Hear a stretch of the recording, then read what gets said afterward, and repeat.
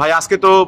আপনাদের এই আমাদের যে আওয়াজের পাশে গাড়ি ঘোড়া চলতেছে না, আপনারা কি দেখতেছেন আজকের এই পরিস্থিতি? আসসালামু আলাইকুম দেশবাসী, আপনারা দেখতেছেন যে বর্তমান পরিবেশ পরিস্থিতি হিসাবে আওয়ামী লীগ বিগত দিনে তাদের জেল এবং অন্যায় অত্যাচারের বিরুদ্ধে আজকে তারা টানা লকডাউন রাখছে এবং এই লকডাউনে তারা সবাই আন্দোলন করতেছে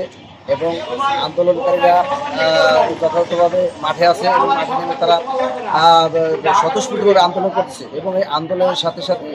এই শোনা যাচ্ছে যে তারা এই আন্দোলনকে সফল করে ছাড়বে এবং তাদের ইচ্ছা হলো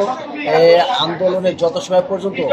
তারা সফল না হবে, তারা যে দাবি নিয়ে আন্দোলনে নামছে সে দাবি পূরণ না হওয়া পর্যন্ত তারা ওই আন্দোলন লকডাউন থেকে উঠবে না এবং জনগণ ঘর থেকে বের হইতেছে না, রাস্তায় বের হচ্ছে, জনগণ ঘরে বসে স্বতঃস্ফূর্তভাবে লকডাউন পালন করতেছে এবং হাট বাজার রাস্তাঘাটে কোনো লোকজন দেখা যাচ্ছে না, সবাই ঘরে বসে লকডাউন পালন করতেছে স্বতঃস্ফূর্তভাবে। ধন্যবাদ। আপনাদের দূরপাল্লার, আপনি তো একজন পরিবহন সেক্টরের সাথে যুক্ত আছেন, আপনাদের কাউন্টারে আজকে কি ঢাকা থেকে ঢাকার কোনো বাস চলে যায় না? আমাদের কাউন্টারে এবং হাইওয়ে রাস্তায় দূরপাল্লার এবং যাত্রীবাহী কোনো বাস চলাচল করতেছে না এবং